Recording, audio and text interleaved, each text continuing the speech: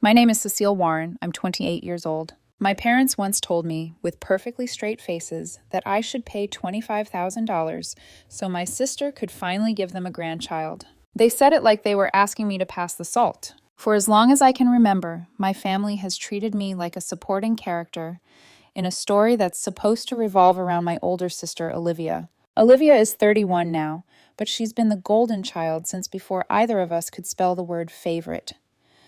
We grew up in a small town, in a modest two-story house my parents bought when they first got married. It wasn't fancy, but it was home. Creaky steps, ugly wallpaper, the works.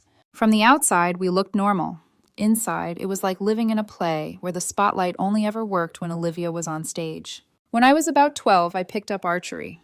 Random, I know, but our school had this tiny little program and I loved it. It was quiet, focused, just me, the bow, and the target. I liked having something that was mine. 2 weeks later, Olivia strutted into school with a brand new bow and a quiver that probably cost more than my entire gear. She didn't even ask me about archery before that. Suddenly, she was telling everyone, "Oh, I've actually been into archery too," like we shared this special bond. We didn't. That was the pattern. If I tried something, Olivia copied it, but always louder, flashier, with enough flair to make it seem like I was the one copying her. When I started a little journal in middle school and dared to write about a boy I liked, I made the mistake of hiding it under my mattress. She found it. The next day, she was leaning on his locker, laughing at every joke he made, flipping her hair like she was in a teen movie. I watched her from down the hall, stomach in knots, wondering if she was going to tell him what I wrote. She never did. She didn't have to. Just watching her flirt with him like I didn't exist was enough to get the message across. Even your crushes belong to me. If I changed my diet to try and eat healthier, suddenly she was on a wellness journey too. If I joined a club, she joined and took over. If I made a new friend, it was only a matter of time before Olivia was sitting next to them at lunch, laughing the loudest, knowing I was watching. It might sound petty from the outside. Sisters copy each other, right? At least that's what my parents said when I finally tried to explain how suffocating it felt. "Cecile, honey, sisters do this all the time," my mom said while she stirred something on the stove. "You're overthinking it." My dad glanced up from his phone, just long enough to add, "You should be happy your sister wants to spend time with you." They didn't see it, or they refused to see it. It wasn't about sharing hobbies. It was about the way Olivia turned everything I loved into a contest she had to win. And when I tried to pull away, she didn't just stop at copying. She escalated. By high school, she'd developed this talent for cruelty that looked harmless on the surface. In the hallway, she'd accidentally stick her foot out when I walked by. I'd stumble, books flying everywhere, and she'd immediately gasp and say, "Oh my God, Cecile, I swear I didn't see you," while her friends laughed into their sleeves. Sometimes it wasn't subtle at all. She'd smack my arm, hard, and when I glared at her, she'd shrug. "It was a dare," she'd say. "Don't be dramatic." One afternoon, a teacher pulled us both into an office. Apparently, someone had reported that Olivia was being too rough with me in the halls. For a second, I actually thought, this is it. Somebody finally noticed. But Olivia sat down, folded her hands in her lap, and started crying. "I don't know why she's saying these things about me," she sobbed, nodding toward me. She's been so angry lately. I think she's jealous." Jealous. I remember staring at her, stunned. She had self-inflicted bruises, little purple marks on her wrist, the side of her arm. She'd done that to herself. I knew she had. I'd walked in on her once, pinching her own skin, and then practicing her sad face in the mirror. My parents were called in. The school was concerned. But once my parents arrived, Olivia turned the performance up to 11. Tears, trembling voice, the whole tragic victim routine. "I just want my sister to love me," she whispered. By the time she was finished, I was the problem child with unresolved issues and anger I needed to work through. On the drive home, my mom didn't even look at me. My dad just said, "You need to stop this nonsense, Cecile. We won't have you attacking your own sister's character because you're feeling insecure." A small part of me shriveled up that day. The part that believed if I just explained myself clearly enough, my parents would finally see what was happening. That part never fully came back. From then on, Olivia's lies became more elaborate. She'd show up at school with a bandage here, a bruise there, and whisper to anyone who would listen, "It's fine. It's just Cecile. I don't want to get her in trouble." I became that girl behind my own back, the quiet one who might be mean at home, the introvert who kept everything inside while my sister told stories louder than I could defend myself. By the end of high school, I was exhausted, not just tired, soul tired. So I threw myself into my studies. I didn't have parents who saw me, but I did have brains and an internet connection. I worked my butt off. Late nights, extra credits, endless practice tests. I wasn't trying to impress them anymore. I just wanted a way out. My grades earned me enough scholarships to cover my tuition. When I got the final package, I remember staring at the email, shaking, because it meant I could actually leave. Then my parents dropped the bomb. We were in the living room, my scholarship letter still on the coffee table. My mom looked oddly cheerful, my dad a little too relaxed. "Sweetie," my mom began, "your father and I have been talking." My stomach did that thing where it drops out before your brain knows why. "You know we've been saving for your college fund since you were little," Dad said, nodding at both me and Olivia. "Turns out you're all covered with scholarships. That's amazing. We're very proud of you." Proud. The word felt cheap in his mouth. "So," my mom continued, "we decided it makes more sense to give that money to Olivia. She needs it more right now. Her grades weren't where they needed to be. So she's going to take a gap year and then maybe try for community college or some courses. She'll need support." I just stared at them. "You're giving my college fund to Olivia?" I asked, to make sure I didn't hallucinate that sentence. Dad sighed, like I was being difficult. "It's our money, Cecile. We'll spend it how we see fit. You don't need it anymore. She does." "I might need it later," I said quietly. "Maybe I want to start a business one day, or use it for something important. You could keep it in my name. Why does she get both shares?" My mom's expression hardened. "You're independent. That's what you wanted, right? To prove you can stand on your own 2 feet? Consider this your chance." The message was clear. My hard work had become their excuse to erase what was supposed to be mine. That night I cried quietly into my pillow, not because of the money itself, but because it was proof of something I'd been afraid to say out loud. No matter what I did, Olivia would always come first. When college move-in day came, I packed my entire life into 2 suitcases and a couple of boxes. My parents didn't offer to help. No big send-off, no emotional goodbye. My dad handed me a folded check for emergencies. My mom hugged me with one arm, already glancing at her phone. I loaded everything into a rideshare and watched the house shrink in the rearview mirror, feeling strangely empty. If this were a movie, that's when the music would change, because that's when I met him. Adam. We crossed paths at a college welcome event. I was standing alone by a table of stale cookies, pretending to text someone, trying not to look as lonely as I felt. He just walked up, easy smile, hair a little messy, holding 2 cups of cheap punch. "You look like you need an exit strategy," he said, holding 1 cup out to me. "I can fake a conversation if you want." I laughed, an actual surprised laugh I hadn't heard from myself in a while. "I'm Cecile," I said, taking the cup. "Adam," he replied, professional, bad punch carrier. We started talking, and then we never really stopped. Over the weeks that followed, Adam became the first person who actually listened when I talked about my family. Not like a voyeur, not like he wanted gossip, just listening. His eyes didn't glaze over when I explained the Olivia situation. He didn't say, "She's probably just jealous," and leave it there. He asked questions. He believed me. When he finally asked, "Do you mind if I call you my girlfriend?" It didn't feel like a grand gesture.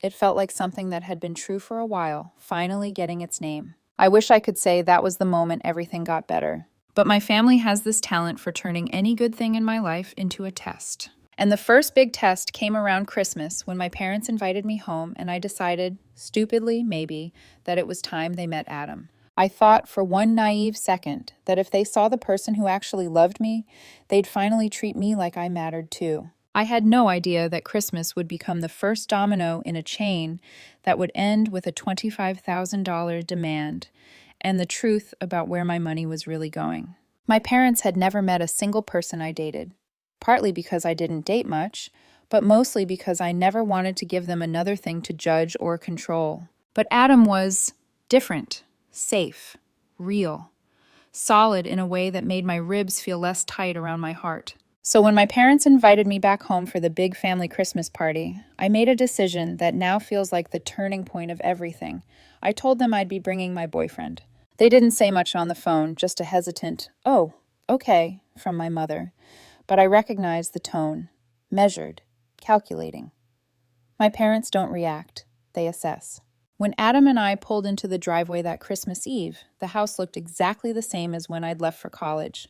The same cracked driveway, the same dead potted plant my mother insisted she'd revive someday, the same heavy feeling in my chest as I stepped out of the car. Adam squeezed my hand. Ready? Not even a little, I whispered. Inside, my parents froze for half a second when they saw him.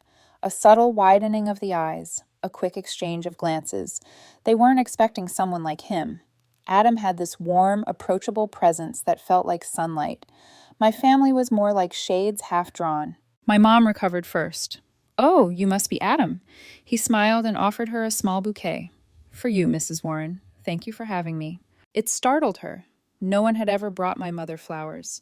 She didn't know whether to smile or panic. Dad clapped Adam awkwardly on the shoulder and muttered something about making yourself at home.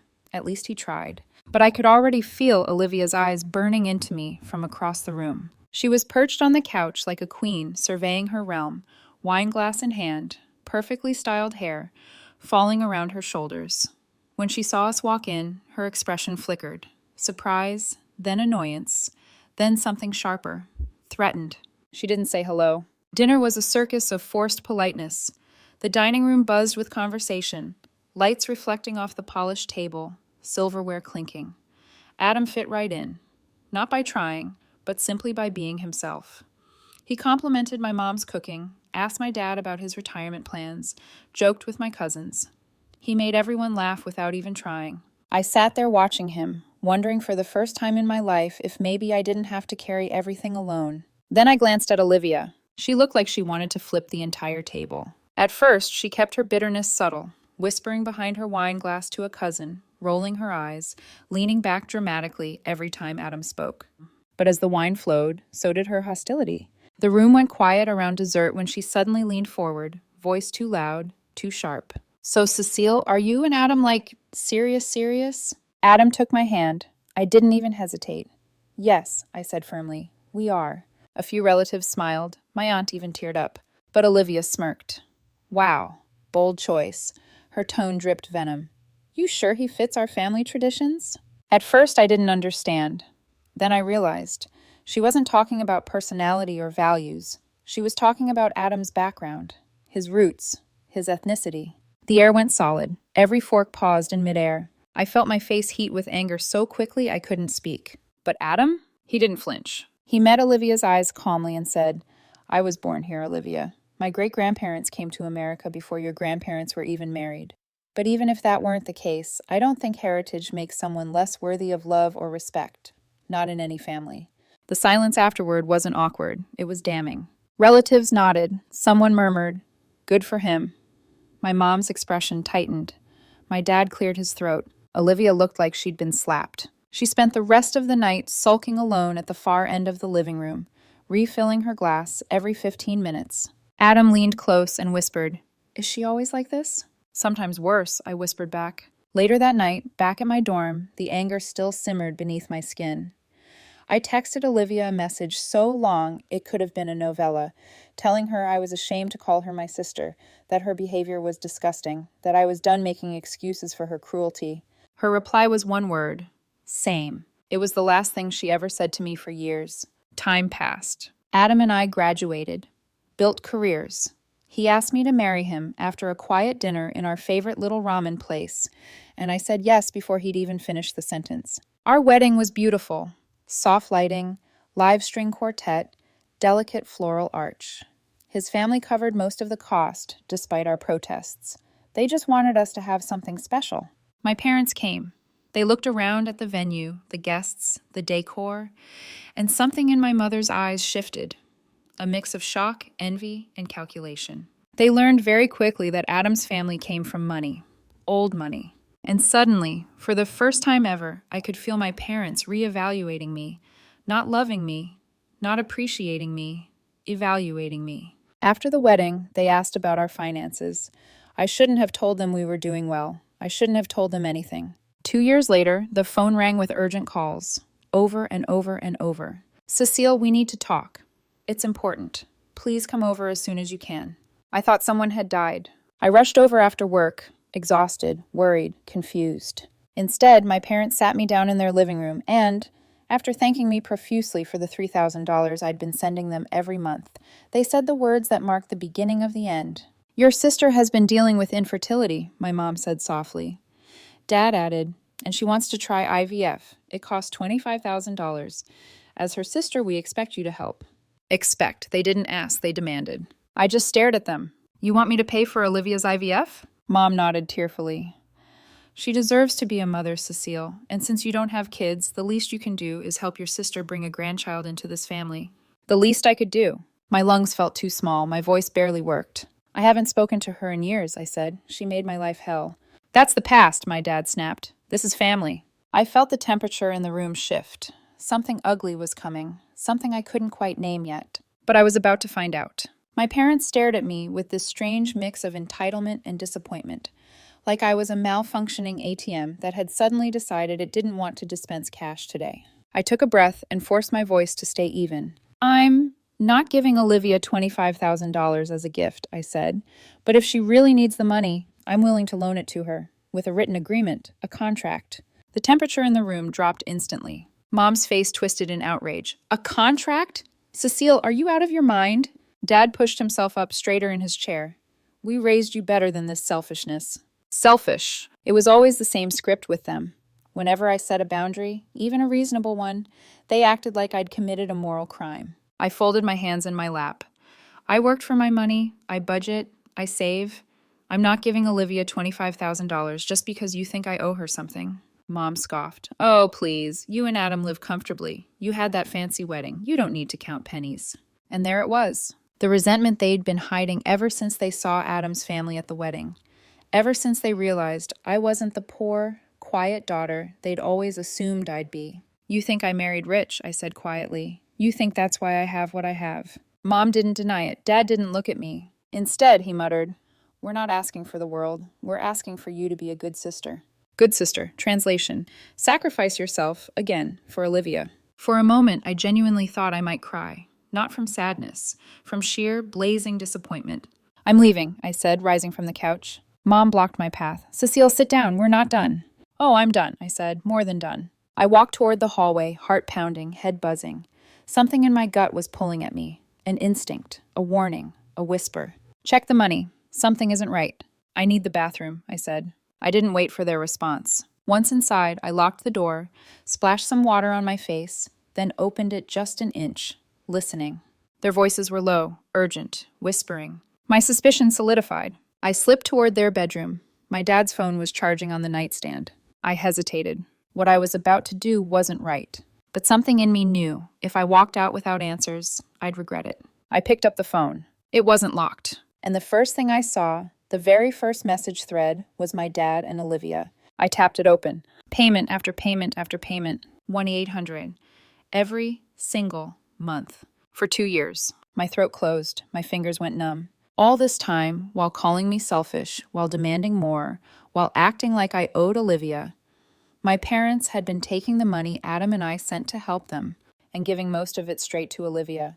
My chest felt tight. My vision blurred. 2 years of lies. 2 years of manipulation. 2 years of me bending over backward to help my parents, thinking I was rebuilding something with them. And the entire time, I was just bankrolling the golden child's lifestyle. I put the phone down and walked back toward the living room. I didn't run. I didn't tremble. I was ice. My parents looked up when they saw me. They knew. They saw it in my face. "What did you do?" my mom whispered. I didn't sit down this time. "I asked you what you did with the money I gave you," I said. "You lied to my face. For 2 years. Dad's jaw tightened. "Cecile." "Shut up," I said. Both of them froze. I had never spoken to them like that. Not once in my entire life. Mom swallowed hard. "We only did what any parents would do. Olivia is struggling. She doesn't make as much money as you. We thought it was right to help her." I laughed. Sharp, ugly, disbelieving. "You stole from me," I said. "You manipulated me. You guilt-tripped me. You made me feel like a terrible daughter when the entire time you were funneling my money to someone who bullied me for years." Dad slammed his hand on the table. "We are your parents. That money was for the family." "No," I snapped. "That money was for you, to help you, and you used it to help the one person who has made my life hell." They didn't deny it. They didn't talk. They just stared at me, waiting like this was a scene we could resolve with a hug and a forced apology. But something inside me had finally snapped. "I'm done paying for you," I said. "I'm done being used. I'm done being your backup plan because Olivia keeps failing." My mom lunged up from the couch. "You can't do that." My voice came out steady, dead steady. "Watch me." I grabbed my bag and headed for the door. "You walk out that door," Dad shouted, "and don't expect this family to forgive you." I turned the knob, paused, looked back over my shoulder. "Forgive me?" I let out a soft, humorless laugh. "After what you've done? After what you've been doing for years?" They didn't respond. They couldn't. I stepped outside, closed the door behind me, and finally felt the crushing weight of their expectations slide off my shoulders. But the moment I reached my car, my phone started buzzing relentlessly. Calls, texts, voicemails. My parents begging, my parents yelling, my parents guilt-tripping, my parents threatening. And I realized something chilling. They weren't afraid of losing me. They were afraid of losing my money. I drove home shaking, a storm of anger and heartbreak swirling inside me. I told Adam everything the moment I walked through the door. And when I showed him the screenshots I'd taken from my dad's phone, his expression hardened in a way I'd never seen before. "They've been using you," he said quietly, "for years, and it ends now." But I didn't know then, I couldn't have known, that the next person to blow everything wide open would be Olivia herself. 2 quiet weeks passed. 2 weeks of blocked calls, guilty voicemails, and long paragraphs from my mother about how family should stick together. 2 weeks of my father alternating between begging and accusing. 2 weeks of silence from Olivia, eerily silent, the kind of calm you only get right before a storm. Adam and I tried to settle back into our routines, but something in me felt raw, exposed, like every childhood wound had been cracked open again. I kept replaying everything, every lie, every guilt trip, every dismissal. One night, while I was brushing my hair before bed, my phone buzzed with a notification from a number I didn't recognize. When I opened it, my heart stopped. It was Olivia. A message so long it filled the entire screen, and every line was uglier than the last. She called me selfish, a spoiled child, a pathetic excuse of a daughter. She claimed she'd always disliked me, that she should have been harder on me growing up, and that I deserved every bit of how she treated me. Then came the real venom. She said I was a gold digger, that I'd married Adam for his money, that my success wasn't real, that I didn't deserve the life I had. And worst of all, "You don't need your money. You don't have kids. Our family deserves it more than you ever will." I stood frozen, staring at the words until they blurred. And then, without warning, the tears came. Hot, blinding, years of pain boiling over. Adam walked in and found me shaking. "What happened?" I handed him the phone. He read the message once, then again. And the third time, his jaw clenched so hard I thought he might crack a tooth. "She thinks she can say this to you?" he said quietly. Not angry, cold. Then he took my phone, sat on the edge of the bed, and said something I didn't expect. "I'm done watching them hurt you." Before I could ask what he meant, he started typing. Within 10 minutes, Adam created a messenger group chat titled Family Accountability. And then he added, "My parents, Olivia, 3 aunts, 2 uncles, 6 cousins, my grandmother, and even Olivia's husband." It was basically every adult relative we had. My stomach dropped. "Adam, wait." But it was too late. He began posting. One by one, he uploaded screenshots of everything. The message where my parents demanded $25,000, proof they took $3,000 from me monthly. The payment logs showing $1,800 funneled to Olivia's entire hate-filled message. Then Adam sent one final text to the group. "Cecile has been financially supporting her parents for 2 years. Behind her back, they secretly gave most of that money to Olivia, the same sister who bullied her relentlessly growing up. This ends today. If any of you ever pressure her for money again, you will deal with me next, and I have no problem hiring lawyers." Then he put his phone down calmly, like he'd just paid a utility bill. I sat there in complete shock. Within seconds, the family chat exploded. "My Aunt Teresa, what am I reading?" My Uncle Mark, "This is disgusting. How could you do this to Cecile?" My cousin Jenna, "I knew Olivia bullied her, but never this." My grandmother, sweet, soft-spoken, never curse in her life grandma. "Shame on all 3 of you. Apologize to Cecile immediately." Comment after comment. Shock after shock. Rage directed at the people who had hurt me my whole life. But the most surprising? Olivia's husband. He wrote, "I had no idea you talked to her like this, Olivia. This is appalling." That must have pierced her armor because Olivia finally typed. That message was taken out of context. The group chat roared back. Everyone saw through her instantly. No more lies, no more victim pity plays, no more tears to manipulate the room. For the first time in my life, everyone finally believed me. My parents tried to defend themselves, of course. Dad, we were just helping our other daughter in need. Mom, Cecile has more than enough to spare. But Adam shot back with, stealing from your child isn't helping. Lying to her isn't helping. Conditioning her to feel guilty for existing isn't helping. And then he said what I never could.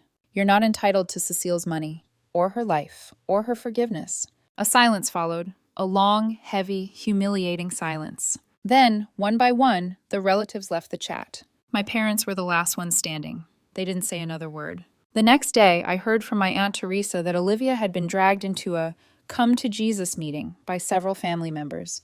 Apparently there were tears, arguments, storming out, a shattered wine glass. I didn't care. My parents tried calling, then texting, then calling again. First to apologize, then to guilt trip, then to beg. I didn't respond. Eventually, the messages stopped. Last night, Adam and I sat on our sofa, legs tangled, a blanket around us, watching some dumb cooking show neither of us cared about. For the first time in weeks, I felt light. Not healed, those wounds run deep, but lighter. I leaned on his shoulder. Did I do the right thing? I whispered, cutting them off? Adam kissed my temple. You chose peace, and I'm proud of you. We made a plan to start therapy together, not because anything was wrong between us, but because generational trauma doesn't magically disappear just because you finally took out the trash. I don't know what will happen with my parents, or Olivia, or the family now that the truth is out. But I do know this. I am done paying to stay in a family that never wanted me whole, only useful. And for the first time, I'm building a life where I don't have to earn the right to be loved.